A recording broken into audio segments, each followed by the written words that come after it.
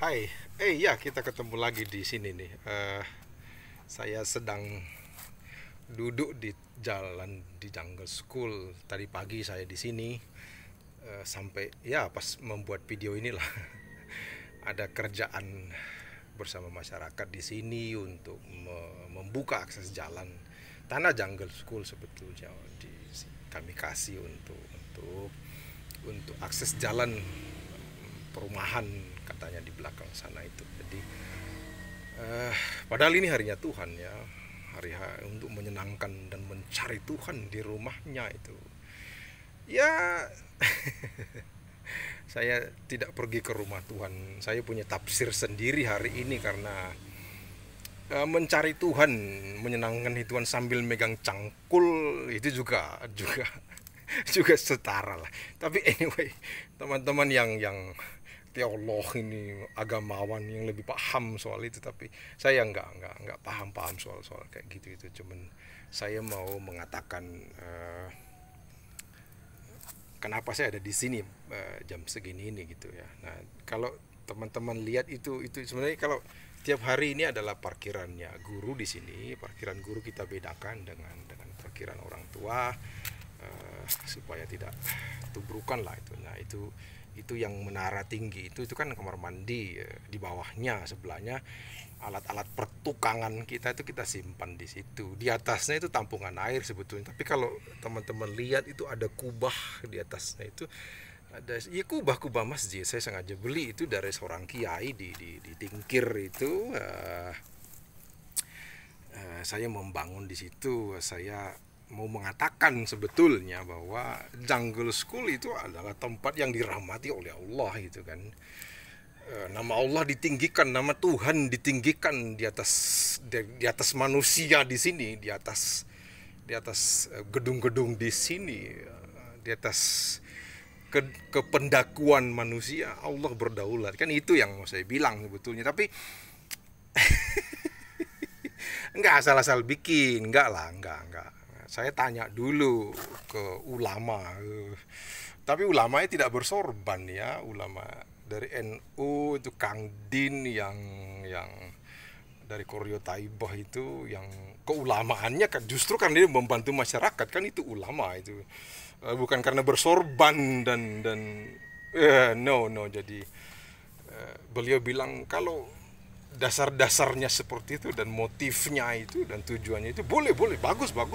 Oke, jadi saya mendirikan itu karena restu dari beliau juga. Ini anak saya Poda. Hai Mas Tri.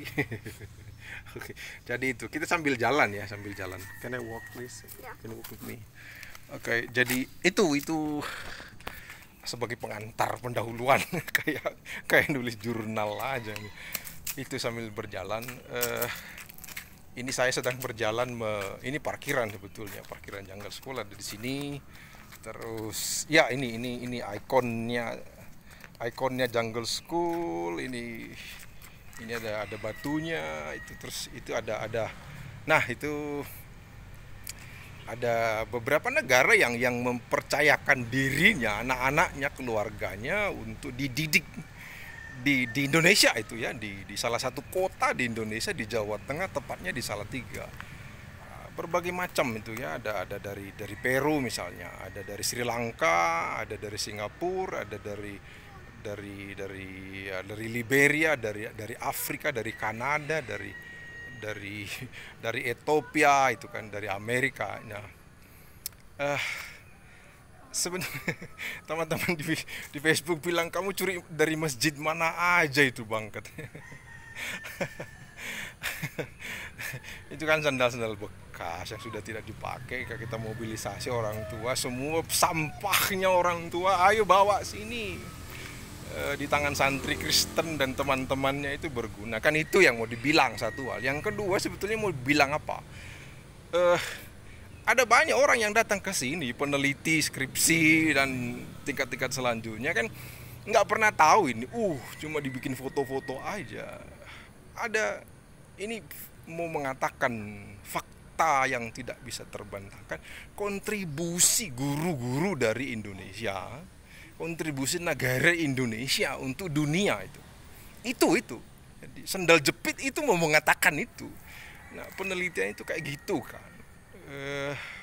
Harus bisa membongkar sesuatu di baliknya. Nah, itu. Jadi itu juga mau mengatakan bahwa magicnya jungle school itu ya ada di guru. Iya, di guru. Iya, di guru. Ada guru yang mungkin sedang melihat. Ya guru, yuk. Teman-teman yang lain, ya kita hormat dengan mereka. Ya digaji dong, enggak kerja buat Tuhan. Lalu terima kasih ya. No, enggak, mereka punya keluarga. Sambil duduk ya. Di bambu kuning ini, aduh asik banget. Nah, jadi jungle school itu magicnya itu di tangan guru. Tentu tidak asal-asal guru-gurunan ya, guru-guru yang yang kita bantu dan segala macamnya, itu yang kita ya punya proses yang panjang itu ya. Justru guru-guru di sini kan tidak diwajibkan harus sudah memiliki pengetahuan A, B, C, D. No. Justru kita mengutamakan orang-orang yang zero pengalaman gitu kan. Selain untuk etis ministry, etis profesional. Kalau boleh janganlah dari sekolah lain masuk di jungle school. Bukannya salahnya guru, tapi kan dia sudah di sekolah lain, dari Kristen lain, dari masjid lain misalnya. Ya bagi-bagilah, itu loh maksudnya. Jadi orang jangan pelit-pelit banget lah kan gitu. Itu yang mau dibilang gitu. Jadi nah, jungle school itu unik. Guru-gurunya bebas berpakaian. Aturan di sini tuh setiap orang pakaiannya bebas sehari-hari. Yang dilarang di sini cuma satu, tidak boleh orang datang telanjang bulat di sini. Tapi pakaiannya model apa kita enggak lah. Kerajaan sorga itu bukan soal, kerajaan Allah itu bukan soal pakaian. Soal kebaikan dan ketauhidan kepada Tuhan, itu kan yang paling penting. Oke. Terus apa? Apa itu jungle school itu loh? Teman-teman bertanya-tanya, apa sih jungle school-nya itu? Jungle school, sekolah hutan. Jadi yang sedang bicara ini raja hutannya kali ya.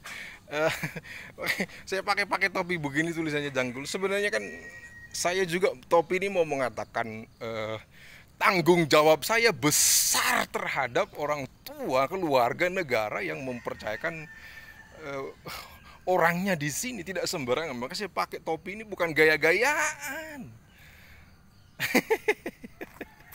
Jadi kalau imam di masjid itu kan harus bersorban misalnya, terus berjubah ini, ya imamnya jungle school. Ya itu maksudnya. Jadi ada hal-hal yang teman-teman tidak bisa membongkar maknanya, dekonstruksi idenya itu tidak dapat. Saya mau jelaskan itu. Jadi saya kan S2 dari UNY ya, S1 UKRIM, hormat pada dosen-dosen UKRIM yang sudah mengajar kita. Ada Profesor Pak Roso ini yang hebat sekali, dan yang Pak Hari dan yang lain-lain. Terima kasih. Terus saya dididik di UNY, pendidikan magister pendidikan ya, keren, magister pendidikan, sekolahnya di hutan. Jadi santri Kristen itu sebetulnya bermulanya dari kayak gitu itu kan. Profesornya dari UNY itu orang Muhammadiyah, orang NU yang sudah mengajar seorang pendeta Kristen.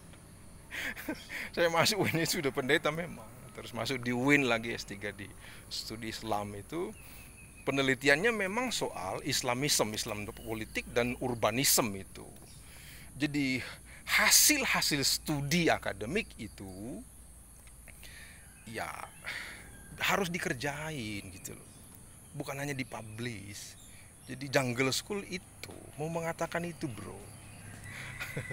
Itu jadi itu satu hal lain mau mengatakan bahwa modernisasi kota itu kan terengginas, dia melululantakkan ruang-ruang hijau di kota itu. Perkembangan kota itu tak peduli dia. Nah, saya dengan tim di sini, dengan keluarga, mencoba untuk ayo bantu pemerintah kota Indonesia untuk merebut dan mempertahankan ruangnya tetap hijau kan, kayak gitu. Walaupun perjuangannya tidak mudah. Jadi untuk itu saya berterima kasih ke pemerintah kota, dan dinas pertanian, dinas pertanahan yang saya tahu bekerja tidak mudah juga ya.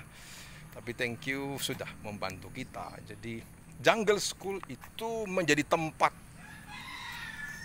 bagi orang-orang dari berbagai hal yang berbeda lah, karena beda bangsa tentu kan berbeda segala macamnya itu. Tapi mereka ngumpul di sini, sekolah di sini, sekolah non formal itu berjenjang karena kita mendirikan sekolah ini kan jelas landasan undang-undangnya. Sisdiknas 2003, PP pemerintah 2005 yang diperbarui lagi nanti selanjutnya lah. Jadi kita mau mengatakan ketika negara melibatkan warganya untuk mengambil alih, bukan mengambil alih, membantu untuk mendidik warganya, itu ya bisa dikerjakan. Itu kan juga mau mengatakan bahwa tangan negara itu kurang panjang, kurang kuat. Uangnya negara, ya jangan bicara yang dikorupsi lah ya. Anggarannya tidak cukup kuat untuk mendidik semua warganya. Nah, kita di Jungle School mencoba untuk berkontribusi lewat pendidikan. Jadi 15 atau 20 tahun ke depan boleh dong beriman. Guru-guru Jungle School baik yang sudah tidak bekerja di sini atau yang masih bekerja di sini atau nanti yang akan bekerja di sini, saya kok merasa akan terurai air matanya deras. Karena melihat anak didiknya yang dididik dengan kerja keras itu menjadi pemimpin dunia. Kita kan tercengang, Obama itu ternyata kan dari Jakarta dia. Sontak kita semangat anak-anak muda Indonesia itu untuk berkarya. Itu kan. Jadi itu yang mau dibilang Jungle School. Kurikulumnya apa?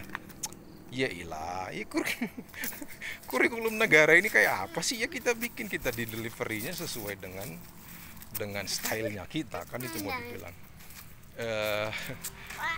Kalau mau jujur sebetulnya sudahlah berhenti untuk itu anak saya Poda itu, halo Mas Tri, untuk menyala-nyalakan negara dengan segala perangkatnya itu. Mereka juga sibuk dengan keluarganya, dengan urusannya. Jadi kita yang mengerti pendidikan, ayolah bikin gitu ya. Kurikulumnya sudah bagus sebetulnya, tinggal bagus dalam artian bisa dikerjakan dalam beberapa bagian gitu ya. Teman-teman hanya perlu untuk mentafsir sesuai dengan konteks masing-masing lah. Tempat masing-masing mempengaruhi bagaimana kita mendelivery itu. Jadi memang diperlukan kecanggihan dan kelincahan berpikir dan bertindak itu sebetulnya. Nah, makanya kadang-kadang saya hormat sekali dengan teman-teman yang S1, S2, S3 cepat sekali meningkat karirnya jadi dosen di pendidikan agama Kristen, di tarbiyah misalnya. Mantap, dia luar biasa, kita hormat. Cuman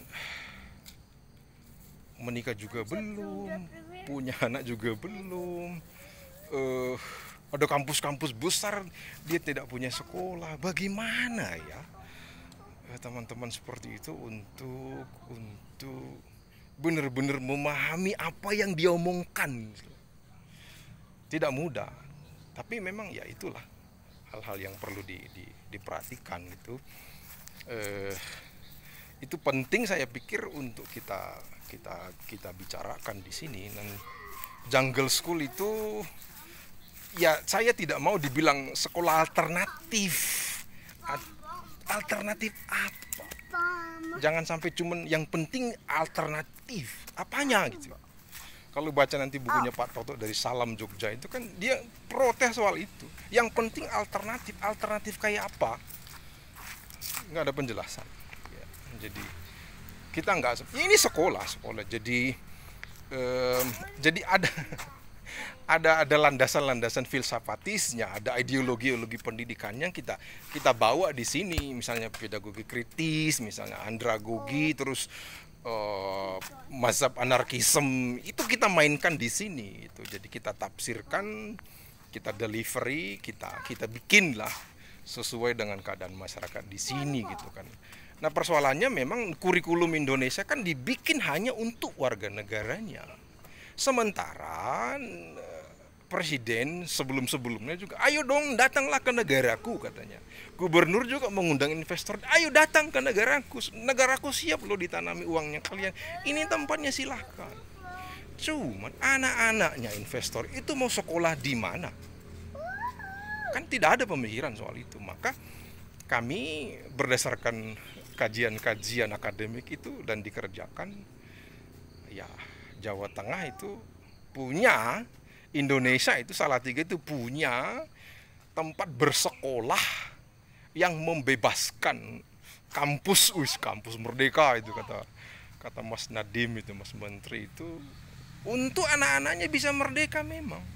Ya dia tetap jadi orang Jepang, dia tetap dengan kejepangannya, dia tetap orang Amerika dengan keamerikaannya, kita juga tetap jadi keindonesiaan kita, ketionghoannya kita, tanpa harus diseragamkan itu. Jadi itu yang mau kita katakan di sini. Jadi kami mencobalah memori-memori kecil yang kita dulu kan suka main di desa, naik-naik pohon, ya, kita bikinlah itu supaya anak-anak bisa merdeka di belajar di sini kan, kayak gitu. Nah itu ada rumah pohonnya itu anak-anak main di situ bebas dan segala macamnya, mereka asik itu. Jadi tentu ini tidak bisa berjalan seperti ini tanpa bantuan dari orang-orang yang benar-benar membantu kita. Misalnya Dinas Pendidikan Kota Salatiga, ada Bu Yuni, terima kasih Bu. Terus ada Pak Hamim, hormat Mbah. Ada Mas Adit, ada Bu Sonia dan yang lain-lain yang tidak bisa disebutkan namanya, yang cukup berjuang untuk membantu kita. Semangatnya mereka itu seperti, walaupun tidak dibilang, tapi saya mentafsir saja, fight for your life kan, kayak gitu itu. Jadi itulah itu Jungle School hadir jadi ya pendidikan urban untuk orang-orang yang mengalami urbanize itu. Jadi kembali ke alam semesta dan yang lain-lain. Semoga saja hidup kita diberkati oleh Tuhan. Tuhan Yesus memberkati